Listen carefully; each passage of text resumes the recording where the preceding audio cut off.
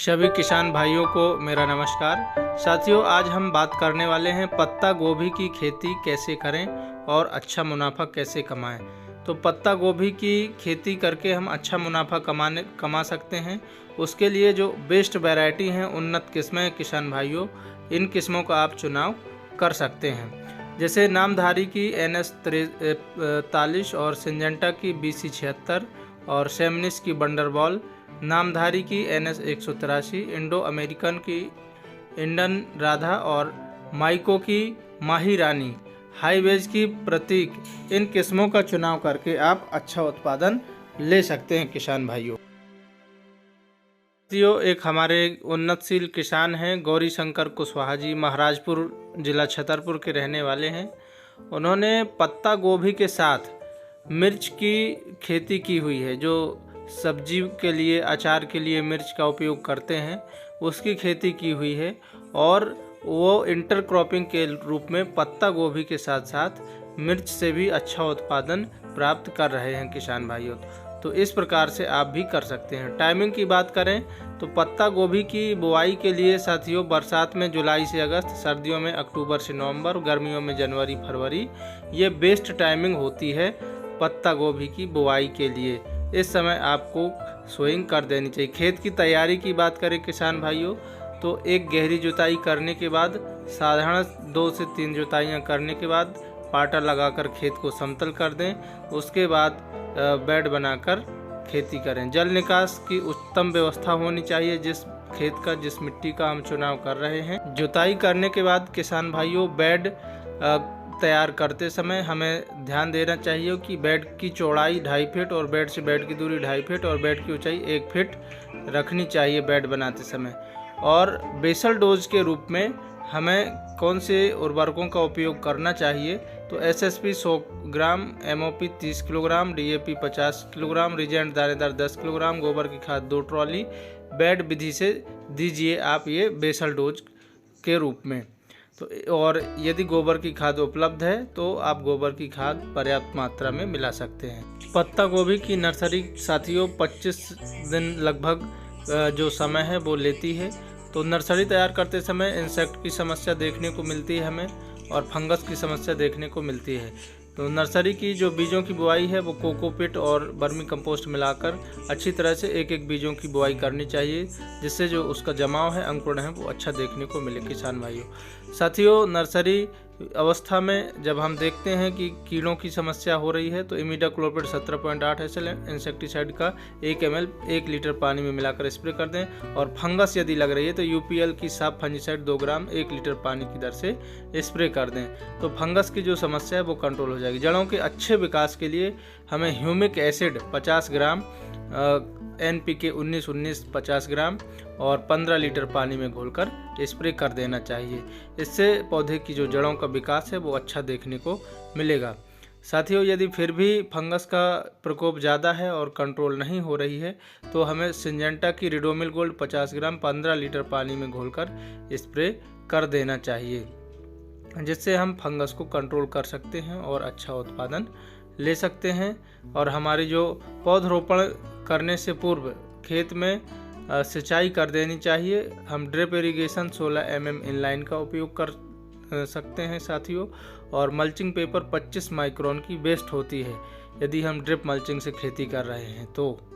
और साथियों, पत्ता गोभी की खेती करते समय हमें हमेशा पौधे लगाने के बाद सिंचाई कर देनी चाहिए। इसके साथ ही हमें नर्सरी अवस्था पे स्प्रे करना चाहिए। डाउ की डेलीगेट आती है 15 ml 15 लीटर पानी में मिलाकर स्प्रे कर देना चाहिए, जिससे जब हम पौधे खेत में लगाते हैं तो हेल्दी रहता है और मुरझाता नहीं है, मरता नहीं है। साथियों, पौधे से पौधे की दूरी 1 फीट और लाइन से लाइन की दूरी 1 फीट, एक बेड पर डबल लाइन जिग-जैग रूप में रोपाई करना चाहिए। पत्ता गोभी के जो पौधे हैं उनकी प्रति एकड़ सीड्स की बात करें साथियों, यदि हम पत्ता गोभी की खेती कर रहे हैं और उन्नत किस्मों का चुनाव कर रहे हैं, अच्छा उत्पादन देने वाली किस्मों का चुनाव कर रहे हैं, तो हम देखते हैं कि प्रति एकड़ जो हमें बीज की मात्रा है वो 150 से लेकर 180 ग्राम तक आवश्यकता पड़ने वाली है।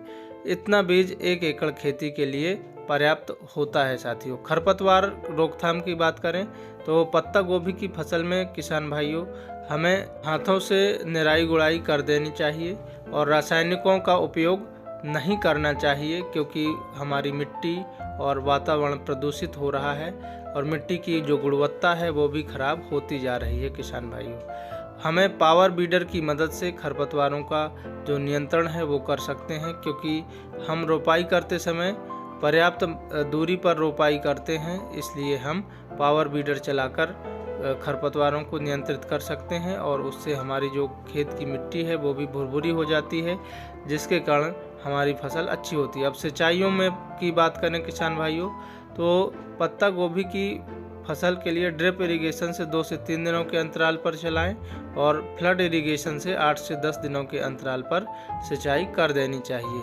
किसान भाइयों, यदि आप बहाकर पानी दे रहे हैं तो 8 से 10 दिन के अंतराल पर सिंचाई कर दें और स्प्रिंकलर के द्वारा भी आप सिंचाई कर सकते हैं। स्प्रे शेड्यूल की बात करें तो किसान भाइयों, स्प्रे शेड्यूल हम क्यों करते हैं? जब हमारी फसल में अधिक मात्रा में कीटों का प्रकोप होता है, जैसे वाइट फ्लाई, एफिड जैसिड और सेमीलूपर इल्ली, रेड पंपकिन बीटल और इन कीटों का, वाइट ग्रब, इन कीटों का जब अधिक मात्रा में प्रयोग हो तभी हमें रासायनिक दवाइयों का उपयोग करना चाहिए, अन्यथा नहीं करना चाहिए किसान भाइयों, क्योंकि रासायनिक दवाइयाँ बहुत घातक सिद्ध होती हैं।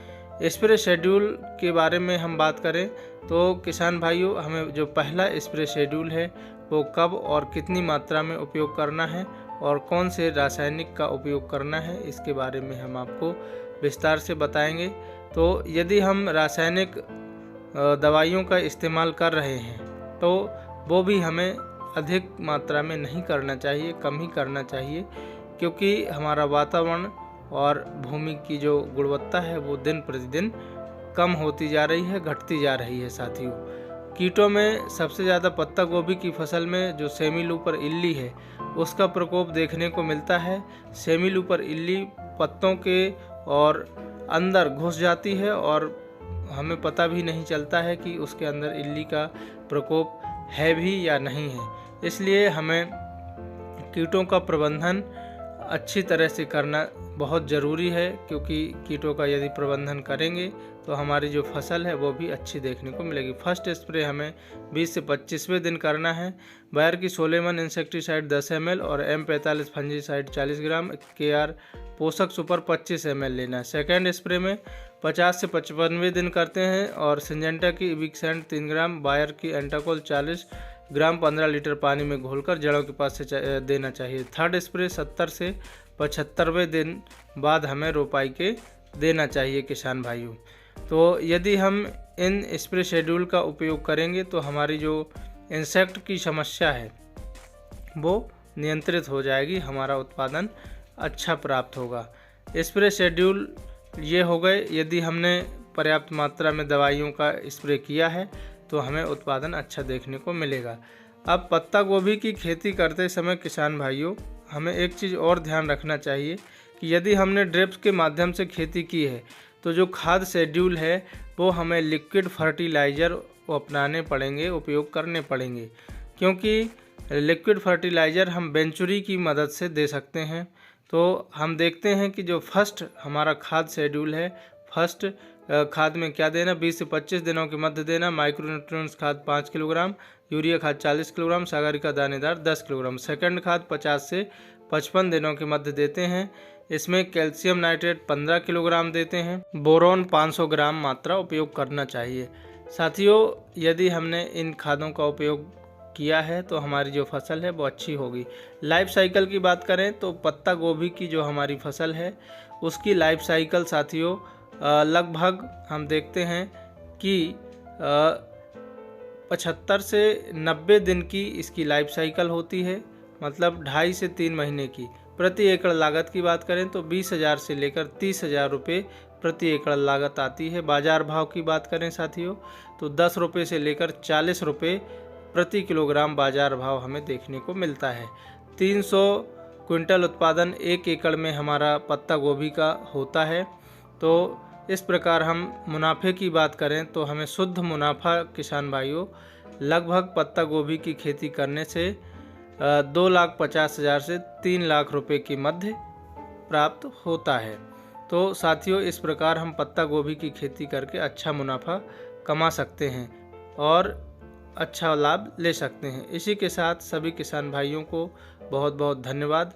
यदि आप हमारे वीडियो में नए हैं तो वीडियो को लाइक कर दीजिए और चैनल को सब्सक्राइब कर लीजिए, जिससे हमारी आने वाली जो वीडियो हैं वो आपको उपलब्ध होती रहें। इसी के साथ जय जवान, जय किसान, जय विज्ञान।